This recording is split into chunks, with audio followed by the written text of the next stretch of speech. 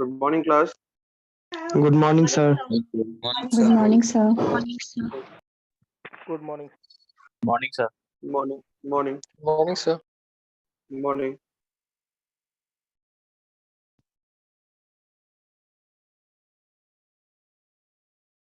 तो वो जो मार्क्यू था, वो मार्क्यू अब हम लोग नेक्स्ट क्लास में लेंगे, isn't it?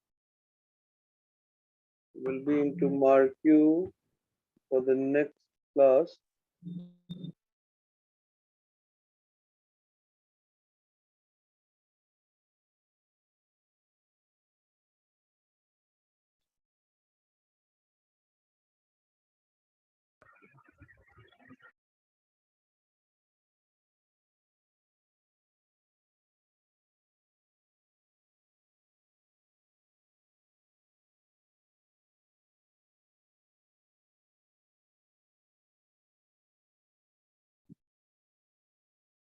दिख पा रहा है क्या?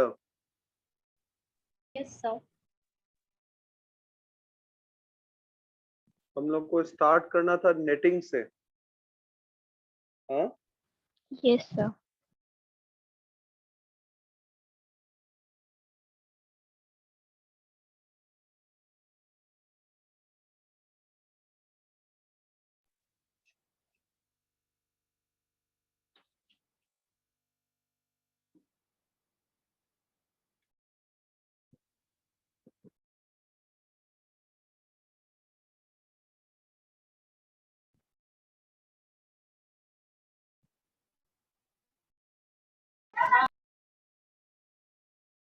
जो भी लोग हैं वो म्यूट कर लें अपने आप को, और हम लोग नेटिंग से पढ़ना स्टार्ट करते हैं। उसके पहले कहीं किसी को कोई दिक्कत है? No, sir. No, sir.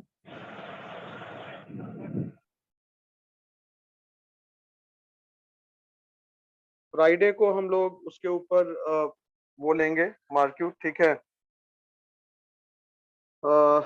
Netting से हम लोग स्टार्ट करते हैं। An enterprise may reduce its exchange rate risk by making and receiving payments in the same currency. Netting जो वर्ड है, वो नेटिंग वर्ड का मतलब क्या हुआ कि जो नेटिंग है वो नेट से बना है, नेट से। किससे बना है? नेट से।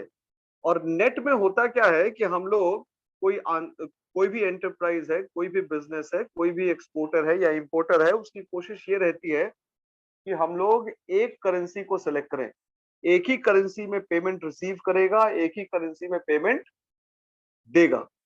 तो इसका इफेक्ट लेकिन ये तब हो पाएगा जहां पे मल्टीलैटरल जो पार्टी होगी या जो बाइलैटरल पार्टी होगी वो सब अग्री करेगा। मान लीजिए इंडिया की कोई कंपनी कह रही है कि भाई हम यूरो में काम करेंगे, लेकिन जो यूरो की कंपनी है वो कह रही नहीं, हमको यूरो में काम नहीं करना, हमको डॉलर में काम करना है। तो ये नेटिंग का कॉन्सेप्ट तभी यूज होगा जब जिस कंपनी के साथ आप एक्सचेंज करेंगे वहां पे दोनों उस पर्टिकुलर एक कॉमन करेंसी पे अपनी सहमति देंगे, अपना कंसेंट देंगे। आगे क्या कह रहा है? Exposure position in that case is simply on the net balance. Hence, an enterprise should try to limit the number of invoicing currencies. The choice of currency alone is not sufficient. Equally important is that the dates of settlement should match. ये हम लोगों ने पढ़ लिया था last class में, यहां तक। Yes or no? Yes, sir. Yes, sir. Bilateral हो गया था. बाइलैटरल हो गया था मेरे ख्याल से। Yes, sir. मल्टीलैटरल पे हम लोग आते हैं। Netting can equally be multilateral. This is taken recourse to when internal transactions are numerous. मतलब क्या हुआ? जहां पे ट्रांजैक्शंस क्या होगा? न्यूमरस ट्रांजैक्शंस होगा, मतलब n नंबर ऑफ ट्रांजैक्शंस होगा। आगे, volume of transaction will be reduced because each company of the group will pay or be paid only net amount of its debt or credit. Netting का advantage क्या होगा? Netting का advantage क्या होगा, मैं इसको समझाने की कोशिश अगर करूं, नेटिंग का एडवांटेज ये कि सपोज करें कि मैं एक एग्जांपल लूं, बजाज ऑटो का मैं एक एग्जांपल ले रहा हूं। Let us talk about Bajaj auto. Have you heard the name of Bajaj auto? Yes, sir. Yes, Yes, sir.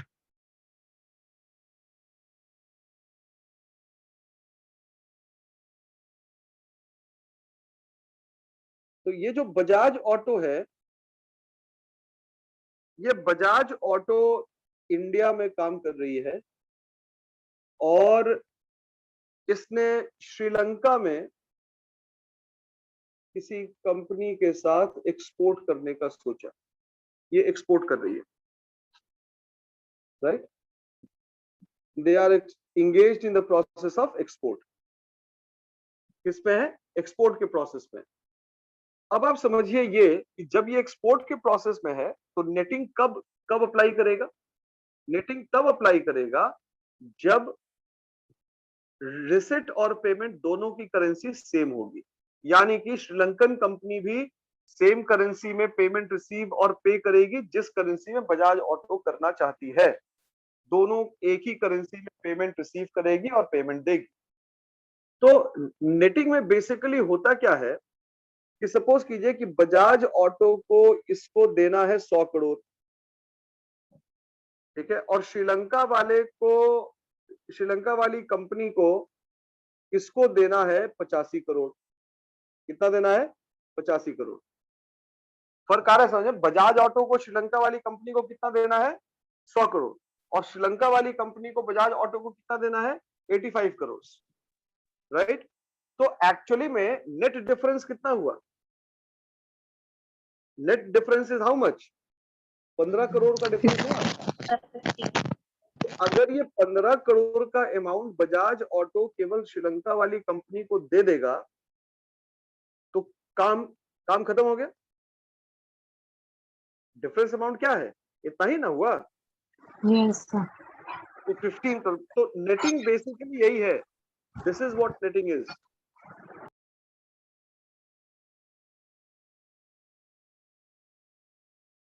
Erase क्यों नहीं हो रहा है?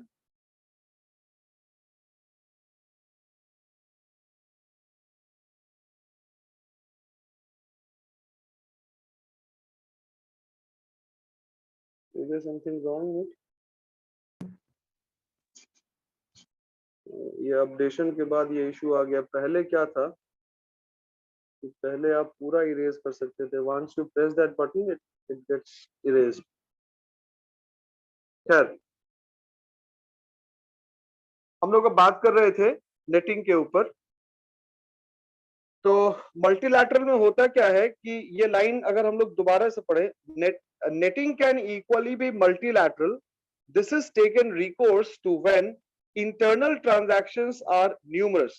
Volume of transactions will be reduced because each company of the group will pay or be paid only net amount of its debt or credit. Without multilateral netting, for instance, movements of funds between the parent and its four subsidiaries could be represented. यहाँ पे एक figure से है netting का मतलब। खैर anyways, देखो एक चीज और, अगर हम लोग इस फिगर में देखें यहाँ पर, तो आप देखिए यहाँ पे दो कंपनी लिया गया। एक पेरेंट कंपनी है और दूसरी सब्सिडरी कंपनी है। पेरेंट और सब्सिडरी का मतलब क्या हुआ? पेरेंट और सब्सिडरी क्या हुआ? आप किस कंपनी को पेरेंट कहेंगे, किस कंपनी को सब्सिडरी कहेंगे?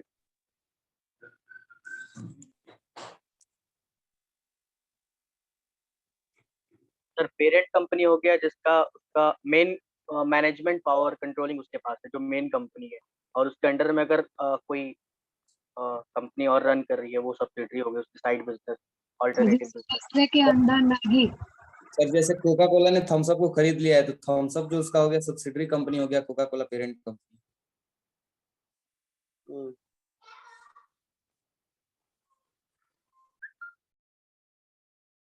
देखो सब्सिडरी और जब आप पेरेंट कंपनी की बात करेंगे ना, तो बेसिकली सब्सिडरी और पेरेंट कंपनी में एक बहुत छोटा सा डिफरेंस है। पेरेंट कंपनी जो होती है वो मेजॉरिटी ओनरशिप स्टेक रहता है। अगर किसी कंपनी का दूसरी कंपनी में मेजॉरिटी ओनरशिप स्टेक रहा तो उसको हम लोग सब्सिडरी कंपनी कहते हैं, या उसको पेरेंट कंपनी कहते हैं, या पेरेंट कंपनी को हम लोग होल्डिंग कंपनी भी कहते हैं। Have you heard the name of holding company? Yes sir. Yes, sir. हाँ, तो ये जो पेरेंट और सब्सिडरी कंपनी, तो ये नेटिंग का जो बेसिकली जो जो कॉन्सेप्ट है वो पेरेंट और सब्सिडरी मतलब एक ही ग्रुप की कंपनी के बीच में जब ट्रांजैक्शंस होता है। जैसे अगर कोई एक पेरेंट कंपनी है, उसकी बहुत सारी दूसरी कंपनी सब्सिडरी कंपनी के तौर पे अलग अलग जगहों पर काम कर रही है, मल्टीपल प्लेसेस में है। तो अब अगर वो मल्टीपल प्लेसेस में है तो हर कंपनी जो, जैसे सपोज करो कि कोई एक कंपनी है जो कि एक पेरेंट कंपनी है।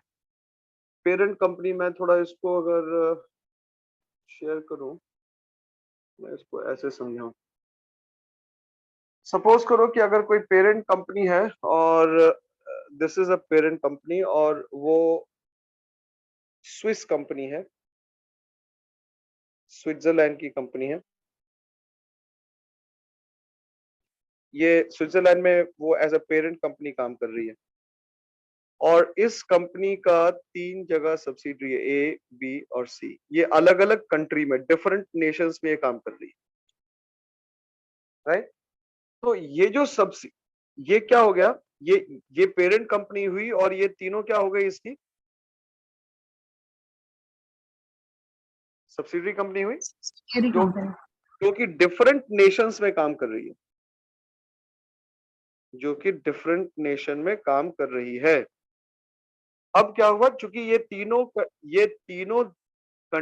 जो कंपनी है वो डिफरेंट नेशन में काम कर रही है, इसलिए इन तीनों कंपनी की करेंसी क्या होगी, डिफरेंट होगी। इन तीनों कंपनी की करेंसी क्या होगी basically?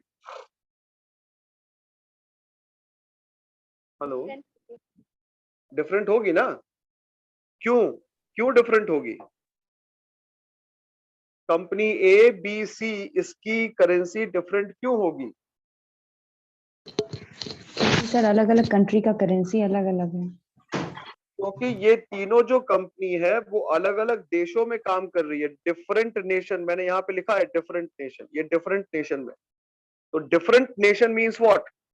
Different nation means different currency. जी। अब क्या होगा कि ये मान लीजिए ए कंपनी बी से काम करे, बी कंपनी ए से ट्रांजैक्शन करे, बी सी से काम करे, सी बी से काम करे, या सी डायरेक्ट ए से काम करे। तो अब अगर इतने सारे करेंसीज में इनवॉइसिंग होगा, ट्रांजैक्शंस होगा, तो उसको रिकॉर्ड कर पाना और रिस्क प्रोफाइल को बढ़ाना ये समझदारी नहीं है। तो कंपनियां क्या करती हैं, जो सेम ग्रुप की कंपनी होगी, पेरेंट और सब्सिडी कंपनी, वो कहती है भाई हम लोग तो एक करेंसी को सिलेक्ट करेंगे, हमारे बीच में जो आपस में ट्रांजैक्शंस होगा वो एक कॉमन करेंसी में होगा, राइट? अब वो कॉमन करेंसी क्या है? सपोज करो कि अगर डॉलर को कॉमन करेंसी मान लिया गया, तो अगर ये डॉलर एक कॉमन करेंसी है, तो अब ये तीनों जो सब्सिडरी कंपनी है और ये पेरेंट, ये सब आपस में जो भी ट्रांजैक्शंस करेंगे, उस ट्रांजैक्शन के लिए जो करेंसी यूज होगी वो डॉलर होगी। तो अब हर एक ट्रांजैक्शन के लिए अब हम लोगों को एक दूसरे को पैसा देने की जरूरत नहीं होगी। अब हर ट्रांजैक्शन के लिए ए, बी, सी को एक दूसरे को फंड देने की जरूरत नहीं होगी, पैसे को लौटाने की जरूरत नहीं होगी। अब हम लोग ये कहते हैं कि हम लोग आपस में जो हिसाब का सेटलमेंट करेंगे वो एट द एंड ऑफ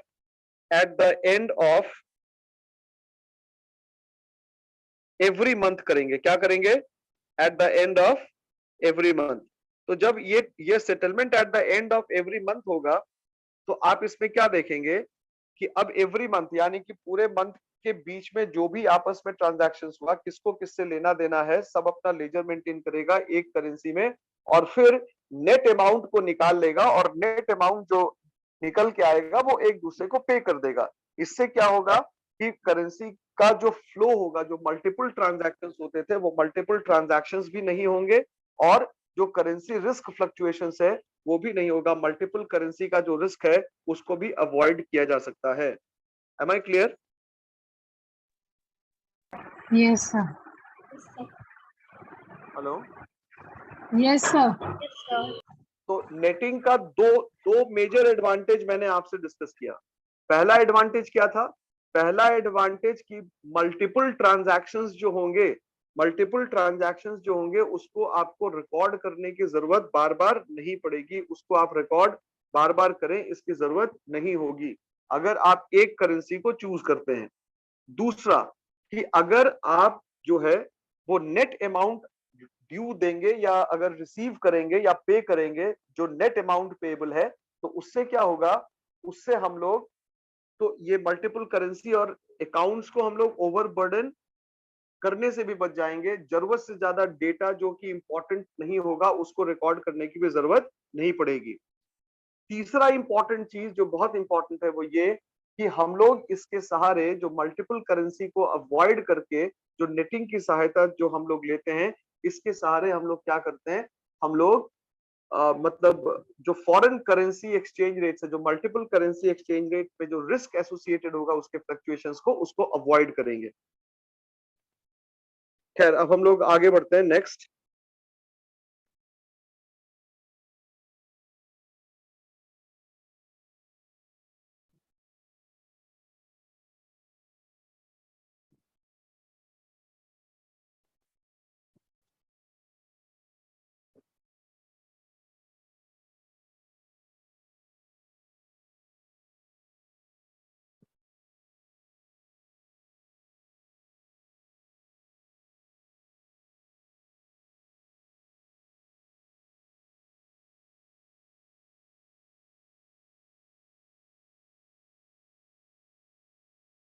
अगर आप देखिए ये वाली लाइन, मल्टीपल नेटिंग, मल्टीपल या multilateral netting simplifies fund flows because only net amount is transferred.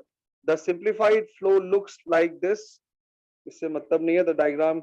अब आइए जो बहुत इंपॉर्टेंट पॉइंट है, बहुत इंपॉर्टेंट पॉइंट है, ये कह रहा है switching the base of the manufacture, switching the base of the manufacture, manufacture के बेस को ही चेंज कर देना। आप देखिए कि अभी आपने हाल फिलहाल में सुना होगा कि पॉलिटिकल इश्यूज की वजह से और चाइना जो है वो जिस तरीके की पॉलिसी को अपना रहा है, बहुत सारी मल्टीनेशनल कंपनीज ने चाइना में अपने मैन्युफैक्चरिंग बेस को शिफ्ट कर लिया है, वहां से उसने उसको छोड़ दिया, बहुत सारी कंपनियां हांगकांग वगैरह चली गई हैं। Have you heard have you heard this news? Yes, sir. Yes, sir. Yes, sir. तो ये जो पॉइंट कह रहा है कि जो हेजिंग का तरीका है उसको इंटरनल टेक्निक से, मतलब हम लोग खुद अपने में कौन कौन से टेक्निक को अपनाएं ताकि हम लोग अपने रिस्क को कम कर सके, उसमें ये भी है switching the base of the manufacture, मतलब जहां से मैन्युफैक्चरिंग हो रहा है उस बेस को ही हम लोग स्विच कर दें, उस बेस को ही हम लोग चेंज कर दें। आइए देखिए क्या कह रहा है। In the case of manufacturing companies, switching the base of manufacture may be useful so that costs and revenue are in the same currency. Example, Japanese car manufacturers have opened factories in Europe. क्या मतलब हुआ इसका? कि Japan की जो car manufacturing company है वो Japan में अगर कार मैन्युफैक्चर करेगी, फिर वो यूरोप में भेजेगी, वहां से ट्रांजैक्शंस करेगी, तो यूरोप के करेंसी या जो मल्टीपल करेंसीज है उसमें उसको काम करना पड़ेगा, जो कि सबके लिए नुकसानदेह होगा। फॉरेन एक्सचेंज जो फ्लक्चुएशंस होगा, करेंसी फ्लक्चुएशंस, उसका रिस्क एसोसिएटेड होगा। तो जापानीज कंपनी ने क्या किया, अपने वहां प्लांट एस्टैब्लिश न करके यूरोप में ही जाके उसने प्लांट एस्टैब्लिश कर दिया, राइट? इसका फायदा क्या होगा, उसको वहां का लोकल लेबर मिल जाएगा। दूसरा फायदा ये होगा कि वहीं की करेंसी, मतलब अब उसको, अब उस जब जापानीज कंपनी यूरोप में जाके एस्टैब्लिश हो गई तो अब वो फॉरेन कंपनी नहीं रही, वो वहां की डोमेस्टिक कंपनी हो गई। अब जब वो डोमेस्टिक कंपनी हो गई तो यूरो उस कंपनी के लिए फॉरेन एक्सचेंज नहीं हुआ, यूरो उस कंपनी के लिए डोमेस्टिक करेंसी हो गया। तो वहां पे फॉरेन एक्सचेंज रेट्स का जो फ्लक्चुएशंस होगा उससे वो कंपनी बच गई। दूसरा, वहीं का जो रॉ मटेरियल्स वगैरह है उसके सहारे वो काम कर सकती है, राइट? तो आप जब मैन्युफैक्चरिंग बेस को जैसे ही शिफ्ट करते हैं तो आप अपने कॉस्ट और रेवेन्यू को भी क्या करते हैं, लोकल करेंसी में शिफ्ट कर देते हैं। क्या कर देते हैं, you shift your cost and revenue in the local currency. समझ में आई बात? हेलो। Yes. Yes, sir. अब देखिए उसके बाद क्या है, रिसीविंग सेंटर्स। रिसीविंग सेंटर्स का मतलब जब आप कंपनी चला रहे हैं तो आपको पैसा वैसा रिसीव होगा, तो आप क्या करें कि रिसीविंग सेंटर के लिए कह रहा है कि जो फॉरेन एक्सचेंज होगा, अब जैसे मान लीजिए कोई कोई जापानीज कंपनी है, उसी कंपनी का अगर मैं एग्जांपल लूं, अगर वो जापानीज कंपनी है और वो जापान से सब काम करती है पूरी दुनिया में, अगर वो एक्सपोर्ट इंपोर्ट का काम करती है, तो उस कंपनी को क्या होगा, अगर कोई पैसा देना चाहेगा तो उसको हमेशा जापानीज करेंसी में ही पे करना पड़ेगा या कॉमन अग्रीड करेंसी के रूप में पे करना पड़ेगा। लेकिन इसमें कह रहा है कि अगर हम लोग रिस्क को कम करना चाहते हैं तो जहां जहां पे मेरा मेजर बिजनेस सेंटर है वहीं पे हम लोग रिसीविंग सेंटर भी बना देंगे। भैया आपको मेरी करेंसी में पे करने की जरूरत नहीं है, आप अपनी ही करेंसी में पे कर दीजिए। हम मेरा कलेक्शन सेंटर आप ही के देश में है, आप अपने डोमेस्टिक करेंसी में मुझे पेमेंट कर दीजिए। राइट? हेलो। Yes, sir. हाँ, क्या कह रहा है इसमें, या री इनवॉइसिंग सेंटर इसमें दे रहा है। चलो खैर, a re-invoicing center of a multinational group does billing in respective national currencies of subsidiary company and receives the invoices made in foreign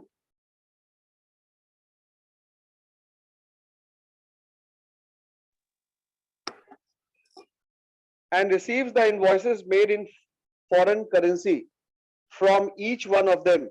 It would be preferable, if possible, to locate the re-invoicing center in a country where exchange regulations are less constraining. क्या कह रहा है कि हम लोग वैसे जगहों पर अपने री इनवॉइसिंग सेंटर को या री कलेक्शन सेंटर को वैसे जगह पे शिफ्ट कर दें जहां पे फॉरेन एक्सचेंज से जुड़ा हुआ जो नॉर्म्स है, जो रेगुलेशन है, वो थोड़ा आसान है, जो जो थोड़ा सा मतलब कॉम्प्रोमाइजेबल है, जो बहुत ज्यादा स्ट्रिक्ट नहीं है, जो जिसपे बहुत ज्यादा हम लोग स्ट्रेस नहीं करते।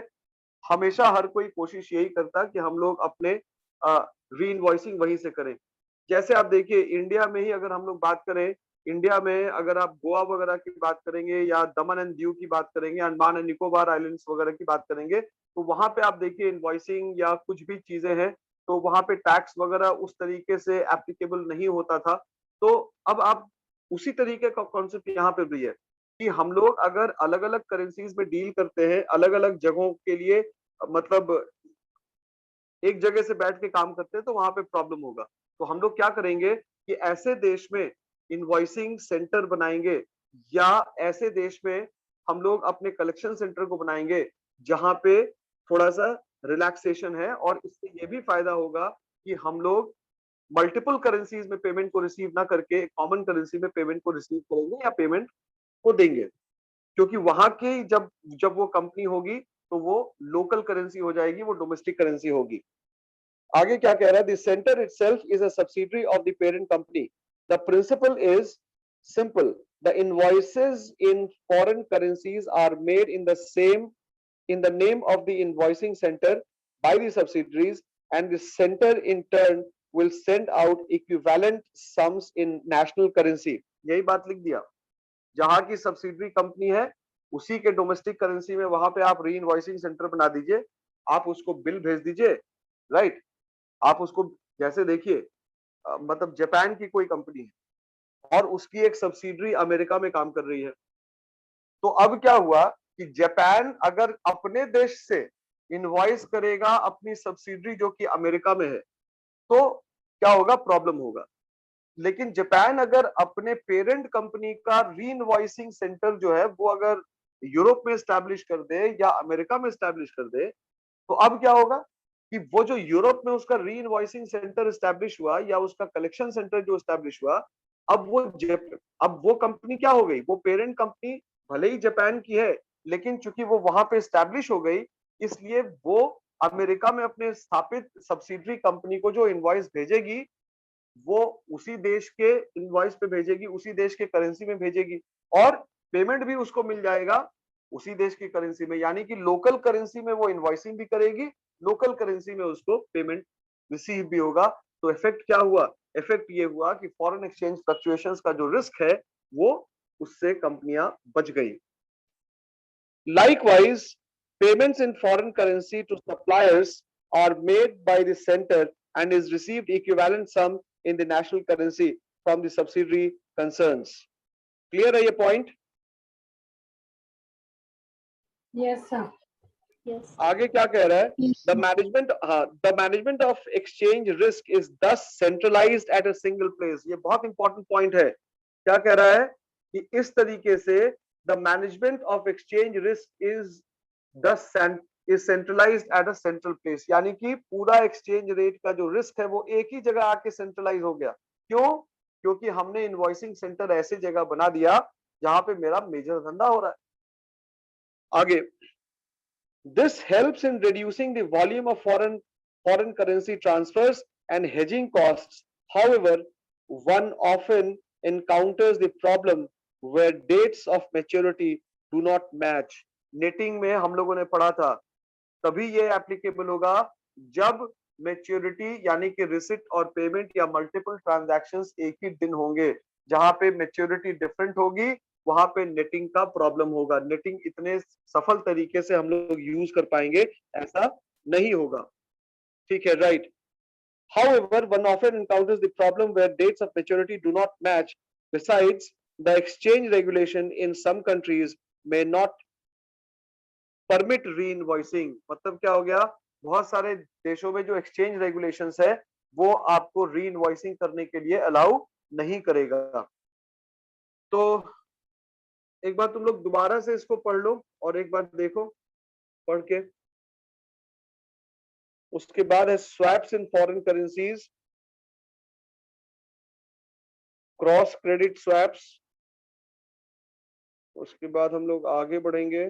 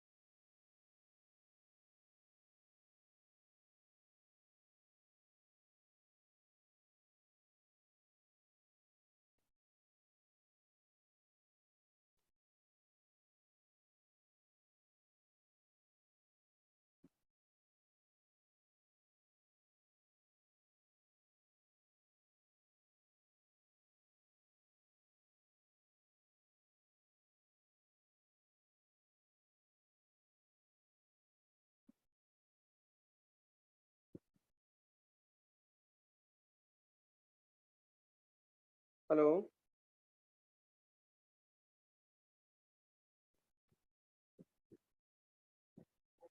हेलो,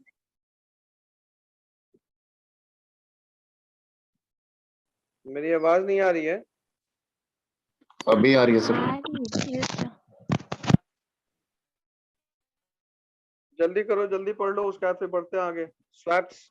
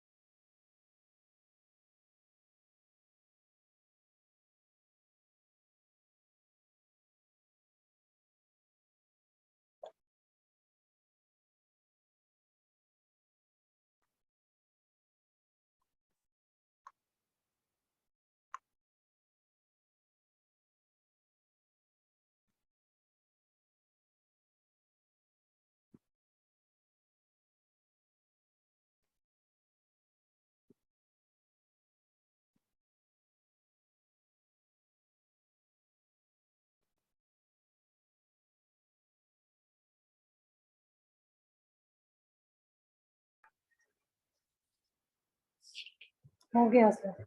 हो गया? Yes sir. चलो ठीक है, हम लोग स्वैप्स पे आते हैं।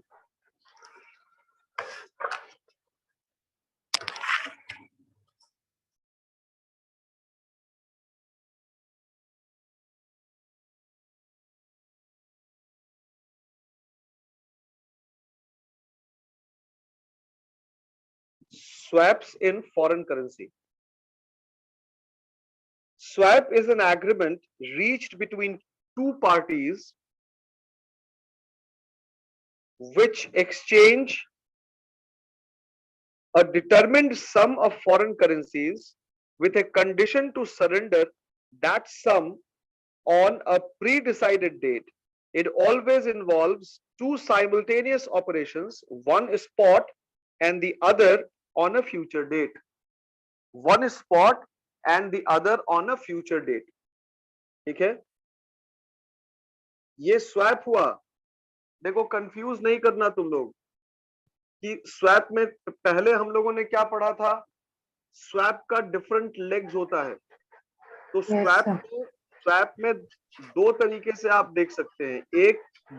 एक जब स्वैप का दो लेग होगा, एक स्पॉट होगा और दूसरा फ्यूचर होगा। ठीक है, दूसरा हम लोग कहते हैं फ्यूचर, मतलब फॉरवर्ड स्वैप। तो फॉरवर्ड स्वैप में क्या होगा, इसमें कोई स्पॉट होगा ही नहीं, इसका दोनों लेग क्या होगा, दोनों लेग क्या होगा, फॉरवर्ड होगा। फॉरवर्ड होगा। लेकिन यहाँ पे जिस स्वैप की बात हो रही है, इस स्वैप में एक लेग को स्पॉट माना गया, दूसरे लेग को फॉरवर्ड माना गया। There are various types of swaps such as cross credit swap, back to back credit swaps and export swaps. ठीक है, अब एक्सचेंज रेट को लेके स्वैप्स को अलग अलग हिस्सों में बांटा गया। कौन कौन सा? क्रॉस क्रेडिट स्वैप पहला, दूसरा back to back credit swap और तीसरा है एक्सपोर्ट स्वैप्स। हम लोग स्टार्ट करेंगे। Do we have sufficient time now? No sir. 5 minute है ना अभी, 5-6 minute. Yes sir. 9 minute. Yes, sir. Now 9 minutes. हाँ चलो ठीक है। हर्षित, Yes, sir. have you done? Is it done? Yes, sir. Yes, sir. हाँ ठीक है, चलो तो हम लोग बढ़ते हैं आगे। तो स्वैप जो है, सबसे पहले ध्यान देना हर एक छोटी छोटी पॉइंट पे। यहाँ पे हम लोग स्वैप के फ्यूचर फॉरवर्ड लेग को कंसिडर नहीं कर रहे हैं। यहाँ पे हम लोग किसको कंसिडर कर रहे हैं? स्पॉट और फॉरवर्ड को। और एक्सचेंज जो फॉरेन करेंसी है उसमें स्वैप्स को हम लोग, जब हमारा लेग स्पॉट और फॉरवर्ड होगा तो हमने उसको 3 हिस्सों में बांट दिया। कौन कौन सा? Cross credit swap, back to back credit swap और एक्सपोर्ट स्वैप्स। तो सबसे पहला है क्रॉस क्रेडिट स्वैप। क्या होता है? In this kind of swap there is an exchange of foreign currencies between a parent company and say a bank in a foreign country. समझ में आया? यहां पे किसके बीच में ट्रांजैक्शन हो रहा है? यहां पे ट्रांजैक्शन किसके बीच में हो रहा है? पेरेंट कंपनी और बैंक जो कि फॉरेन कंट्री में है। मैं ये लाइन दोबारा से पढ़ रहा हूं, इसको ध्यान से सुनिएगा। In this kind of swap there is an exchange of foreign currency. Foreign currency का एक्सचेंज होता है किसके बीच? बिटवीन अ पेरेंट कंपनी, एक पार्टी पेरेंट कंपनी हो गई, दूसरी पार्टी कौन हो गई? Say a bank in a foreign country. यानी कि एक पार्टी आपकी बैंक हो गई और दूसरी पार्टी आपकी कौन हो गई? दूसरी पार्टी हमारी हो गई parent company. Parent parent company. Company.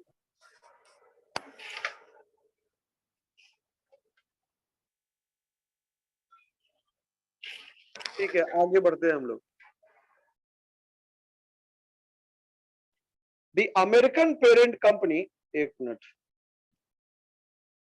let us say an American parent company wishing to finance its subsidiary in India. America की पेरेंट कंपनी है जो कि फाइनेंस देना चाह रही है, फाइनेंशियल हेल्प देना चाह रही है किसको? जो इंडिया में उसकी सब्सिडरी कंपनी है। एग्जाम्पल फिर से सुनिएगा। लेट अस से an American parent company wishing to finance its subsidiary in India may enter into an agreement with an Indian bank. Indian bank. तो अमेरिकन कंपनी जो अमेरिका में है वो अगर इंडियन बैंक के साथ एक एग्रीमेंट करती है तो इंडियन बैंक उस पेरेंट कंपनी के लिए फॉरेन बैंक हुआ कि नहीं हुआ? फॉरेन कंट्री का बैंक हुआ कि नहीं हुआ? हेलो, यस सर, हुआ। Yes sir. देखो क्रॉस क्रेडिट जो हो रहा है, ये क्रॉस क्रेडिट में दो पार्टी कौन होगा? एक पेरेंट कंपनी होगी, दूसरी पार्टी कौन होगी? दूसरी पार्टी बैंक। बैंक होगा। बैंक पेरेंट कंपनी के ही कंट्री में होगा, बैंक नहीं। बैंक कहां पे होगा? फॉरेन Foreign कंट्री का country. Bank, Foreign foreign country का बैंक होगा। तो हमने एग्जांपल लिया कि अगर अमेरिका की एक पेरेंट कंपनी है, वो ये सोच रही है कि इंडिया में वो अपनी सब्सिडरी कंपनी को पैसा दे। कैसे देगी पैसा? इसके लिए वो इंडियन बैंक के साथ एक एग्रीमेंट करेगी। तो इंडियन बैंक उस अमेरिका की पेरेंट कंपनी के लिए क्या हो गया? फॉरेन बैंक हो गया। The American parent company will deposit a sum in US dollar, ठीक है, with the Indian bank. American parent company क्या करेगी? इंडिया में जो बैंक है उसके साथ कुछ पैसे को जमा करेगी, equivalent to the sum that it wants to lend in Indian rupees to the subsidiary. ठीक है, वो जितना पैसा अपने इंडियन सब्सिडरी को देना चाहती है वो उतना पैसा डॉलर में देगी। किसको? डॉलर में देगी किसको? इंडियन बैंक के पास वो जमा करेगी for a fixed period. Fix period के लिए, ऐसा नहीं कि मनमाने समय के लिए दे दिया, 2 महीने, 3 महीने, 4 महीने, कितने समय के लिए आपको देना है। Suppose this some is $1 million at 10% rate of interest. कितने पे दे रही है वो पेरेंट कंपनी सब्सिडरी को? 10% पे दे रही है। इसका बहुत बढ़िया एग्जाम्पल है, आप देखिएगा, Jubilant food works. Jubilant food works जिसका डोमिनोज है, जिसका पिज्जा है, वो आप देखिएगा, वो उसकी पेरेंट कंपनी कहीं और है। जब वो इंडियन कंपनी को, Jubilant food works India limited जो उसकी सब्सिडरी कंपनी है, अगर वो बाहर की कंपनी यहाँ की कंपनी को पैसा देना चाहती है कुछ समय के लिए, तो वो पैसा डायरेक्टली नहीं देगी। वो क्या करेगी? इंडिया में स्थापित किसी बैंक में के साथ एग्रीमेंट करेगी, उतना पैसा वो उसको दे देगी और एक फिक्स्ड परसेंटेज से देगी और फिक्स्ड टाइम फ्रेम के लिए देगी। ठीक है, rate of interest. The Indian bank will lend to the subsidiary a sum of rupees 32 million, assuming the exchange rate in India is rupees 32, say at 12%. समझ गए? अब वो बैंक क्या करेगी? उस समय जो उस $1001 का जो भी रेट होगा उसको उससे मल्टीप्लाई करके उतना रुपए दे देगी, और इंडियन बैंक उसको 10% पे नहीं देगी. कितने परसेंट पे देगी? 12% पे देगी per annum rate of interest. If the period of the swap is 1 year, then at the end of the swap period, the American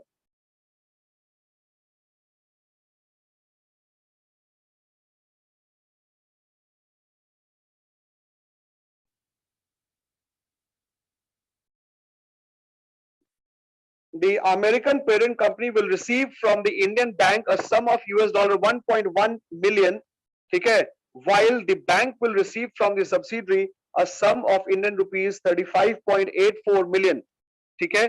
This swap operation is shown below. ठीक है, इसमें किसी को नुकसान नहीं हुआ, उसको उसका इंटरेस्ट मिल गया, बैंक को अपना फायदा हो गया, और सब्सिडरी कंपनी को पैसा भी मिल गया, फंडिंग में हो गया सस्ते रेट पे. Is it clear class? Yes, sir. Right. तो this is how things pan out. इसी तरीके से चीजें पैन आउट होती हैं, इसी तरीके से चीजें काम करती हैं. तो आप इस एग्जाम्पल को दोबारा से पढ़ेंगे तो आपको समझ में आएगा. और नेक्स्ट क्लास में क्या पहले चैप्टर कंप्लीट कर दें क्या? नेक्स्ट क्लास में हमको लगता है चैप्टर कंप्लीट हो जाएगा. मंडे से वाइवा लेना, वो मार्क्यू लेना स्टार्ट करें क्या?